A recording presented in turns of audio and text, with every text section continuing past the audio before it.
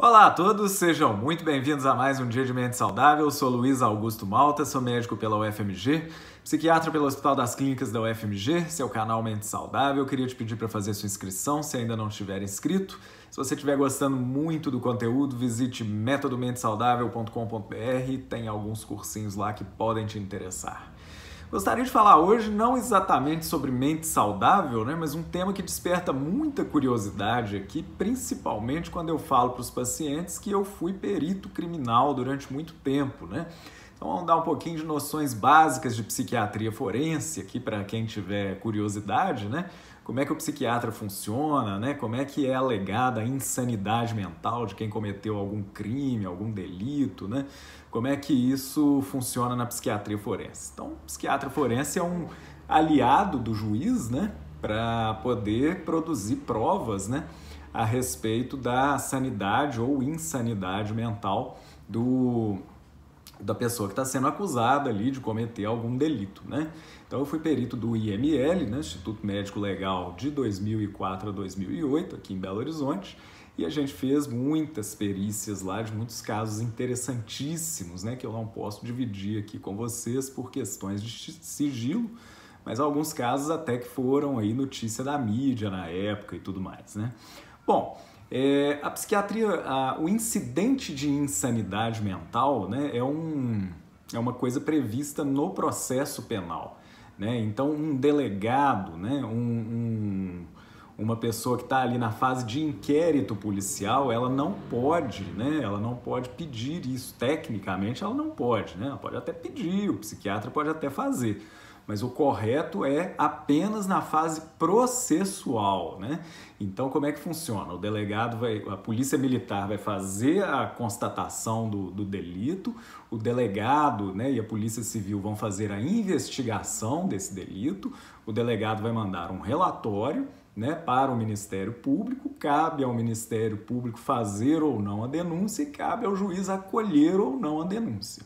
Uma vez acolhida a denúncia, o réu vai se defender, da acusação ali que está em questão e, eventualmente, o advogado, o próprio réu, podem alegar insanidade mental. Então, apenas na fase processual, depois que o juiz já aceitou a denúncia, é possível o incidente de insanidade mental. E aí o juiz notifica o IML, pede para o psiquiatra forense do IML fazer a perícia para constatar se existe ou não alguma questão de insanidade mental ali. Ok? Então, uma vez feito o incidente de insanidade mental, existem 3 possibilidades, além da pessoa não ter nada, Então, existem 4 possibilidades. Uma, a pessoa está plena de sua capacidade mental. O perito conclui que não tem nada ali que a impedia, do ponto de vista psiquiátrico, de cometer o crime, de impedir ou não estimulava a cometer o crime, segue o jogo, Depois disso tem insanidade mental, quando a pessoa absolutamente não tem nenhum entendimento ou nenhuma capacidade de determinação, capacidade de se posicionar diante daquele delito, Quando a pessoa não tem entendimento e ou não tem determinação, ela é considerada inimputável, Ela não pode ser punida nos moldes do sistema penal porque foi constatada ali uma incapacidade de entendimento e de determinação, Isso é chamado em psiquiatria forense de doença mental.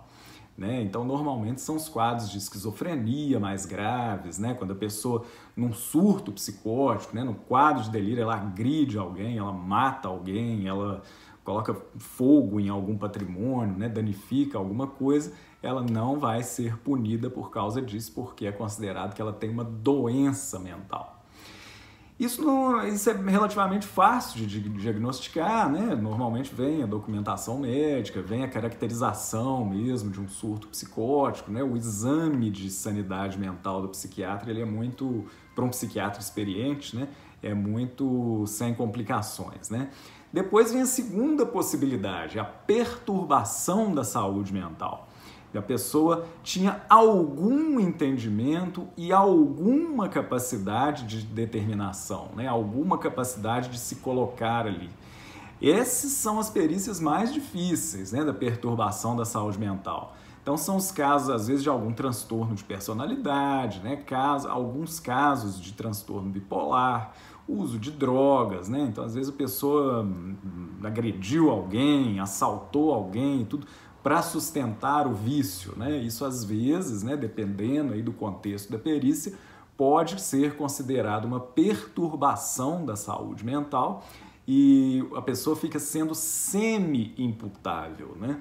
A punição pode ter alguma variação ali a critério do meritíssimo juiz, tá certo? E a terceira possibilidade, além da pessoa estar plena de sua capacidade mental, é o desenvolvimento mental retardado, né? É quando alguém tem algum déficit intelectivo, né? Alguma coisa assim que a impede de ter entendimento e determinação plenos daquela situação, né? É uma pena que eu não posso vir aqui a público contar algumas perícias, né? Realmente algumas são muito interessantes. Vou ver alguma possibilidade de dividir isso com vocês, dividir isso talvez com um público menor, alguma coisa assim. Mas fica aí então para quem tem curiosidade, né? Como é que funciona a perícia em psiquiatria, né? A perícia criminal, a psiquiatria forense, né? A psiquiatria forense também envolve perícia civil, né, que mostra principalmente a capacidade ou não para os atos da vida civil, e aí as variáveis são maiores, né, vai depender de outras ordens de grandeza aí. Mas a psiquiatria forense na esfera criminal é realmente muito interessante, é uma bela carreira, tá, para os psiquiatras que estão aí começando, né, que se interessarem aí por temas mais jurídicos, né? Pode ser uma belíssima carreira. Combinado? Espero ter matado a curiosidade de vocês. Se estiverem gostando do conteúdo, visitem nosso site metodomentesaudável.com.br e a gente continua às segundas e quintas-feiras por aqui. Muito obrigado a todos e até a próxima então.